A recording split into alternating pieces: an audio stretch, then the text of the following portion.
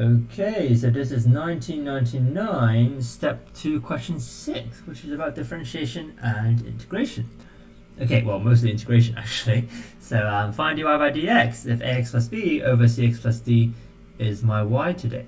Okay, so this is just simple differentiation, right? Where you could definitely manage. So you could directly differentiate, but I recommend actually using implicit differentiation because I think it makes life easier. So if you go something like cx plus d times y equals to ax plus b, that really helps with life. So you go, well, just implicit the first thing, right? So cy plus cx plus d dy by dx equals to a, right? So dy by dx equals to a minus cy over cx plus d, and I suppose it's helpful if you write y back in terms of x, so a minus c times, well, whatever that is, 6 plus d over 6 plus d, right? Easy. Good. So I think implicit is the quickest way to do the first part. Alright, next bit. By using change of variables of the form star or otherwise, show that the integral there equals to some lens. Okay, interesting. Well, it says by using change of variables of the form, right? And as I always say, the or otherwise is just you could just ignore it essentially. So what in the integral looks like star? Well, there's only one thing which looks like it really. I mean, if you're sensible, you probably see that x plus 1 over x plus 3 is my substitution today. Okay, so let's attempt that. So let's go y equals to x plus 1 over x plus 3. Okay, and let me keep my dy by dx result because I probably need it. So dy by dx equals to, well, you just copy 1 minus x plus 1 over x plus 3 or over x plus 3. Okay, hopefully I didn't make a mistake. Okay, now we're ready to substitute. So I'm going to do something which is really bad. So please don't learn from me. So essentially I'm going to keep the x's in the integral. Okay, I'm not sure if there's a better way of writing it really. So do let me know if there's a better way of writing this. So this is 1/3 and this is 2/4, which is 1/2. Now I'm going to keep the x in the integral, which is actually a bad thing. So maybe I should write y equals here. I don't know what is a good way of, denoting this. So this is ln y, and well, my dx is what? My dx is x plus 3. Again, bad for me to use x's, but let's stick with it for now. dy. Yeah, happy? I just changed the variables for the integral. Okay, now I integrate. So now you realize that the x plus 3 squared actually cancels out really nicely. This is 1/3, and after evaluation you get a half ln y dy. Okay, do we all know how to integrate ln y?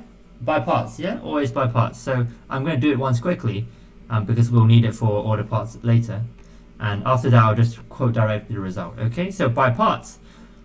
So let u equals to 1, u equals to ln y, sorry, v prime equals to 1, yeah? And then you just do it. So I have y ln y minus the integral of y times 1 over y dy, which means it is y ln y minus y. Okay, ignore the plus c, right? Because for the integrals we have in the question, there are always boundaries, yeah? There are always limits. Cool, so I'm just going to quote directly the result, a half y ln y minus y, 1/2 and 1/3. And okay, I suppose I could trust my algebra and it would give me that. Okay, I suppose it would. Alright, so let's call this a. Okay, let's call this value a. Alright, just for the convenience of latter parts. Alright, cool, lovely. Let's look at next integral. So what have I got? So I've got x squared plus 3x plus 2 instead inside. Okay, when you see a quadratic, what is a sensible thing to do? Well, you factorize, right? So this integral becomes 0, 1, x plus 3 squared times ln of x plus 1, x plus 2. Hopefully we see that in 2 seconds, okay? We need to see that in 2 seconds if you're doing step. Or over x plus 3, x plus 3. Okay, let me write this in a more explicit way. X plus 3, x plus 3. All right, cool. So what is the natural next step to do? So I have an ln, and I have some sort of product inside the ln, right? So a natural thing to do would be to split it up, right? I could split it up in the middle here. You see? Okay, so while I'm erasing this, you could try to split it up. Okay, so that equals to what? 0, 1, x plus 3 squared, and what have I got? ln x plus 1 over x plus 3. I could split the integral, right? Plus 0, 1, 1 over x plus 3 squared ln of x plus 2 over x plus 3. Yeah, dx. Happy? So next thing we could do is what? Let me erase the result for dy dx now, because I don't think we need it anymore. So the first part is just a, right? So that's why I wrote the letter a, because I can't be asked to write the whole value.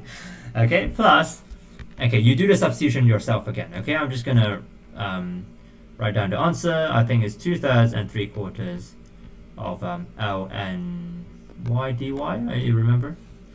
Okay, and so you just have to evaluate that, and I'll call that value b, okay, because again, obviously, you could do the algebra yourself. All right, so this is a plus b. All right, and use the result for integration of ln y and chuck it in. Yeah, I'm not going to do that. Okay, so next bit though, let's have a look. I've got x plus 1 over x plus 2 this time. Oh no, so this time it seems like I can't cancel out the x plus 3 squared in the denominator, right? So whenever I want to cancel out something, what do mathematicians do? We make it, right? We make it. Okay, so let's actually try to make it. What is this equivalent to? Oh, what if I wrote it like this? What if I wrote something like this? If I multiply top and bottom by x plus 3, does that ring any bells? So, the same procedure, right? I could, again, split the integral. You know, I'm not going to even erase my working. It's literally the same thing. But this time, this is not b anymore. Oh no, this is not b because I flipped the top and bottom inside the ln. What do I do to fix it? Well, if you flip a ln, you just put the minus in front, right? Because essentially you have a power of -1 inside the ln. And by log rules, you could get rid of the -1. You could take it out, right?